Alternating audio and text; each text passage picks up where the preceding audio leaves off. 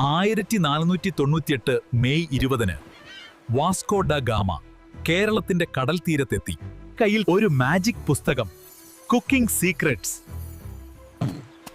അവിടെ ഒരു കൂട്ടുകാരനെ കണ്ടെത്തി, അമിഹാം, കേരള സുഹൃത്ത്. വാസ്കോ ഉറങ്ങുമ്പോൾ സുഹൃത്ത് പുസ്തകം ഒളിപ്പിച്ചു. നൂറ്റാണ്ടുകൾ കഴിഞ്ഞ് 2025-ൽ ലോക്കർ തുറന്നു. അവിടെ നിന്ന് ജനിച്ചു പൈനാപ്പിൾ ചിക്കൻ. ഇന്നും ആ അത്ഭുത വിഭവം ഗോൾഡൻ കാസ്റ്റിലിൽ വളരെ രുചികരമാണ്. ഗോൾഡൻ കാസ്റ്റിലിൽ ഓരോ വിഭവത്തിനും ഒരു കഥയുണ്ട്.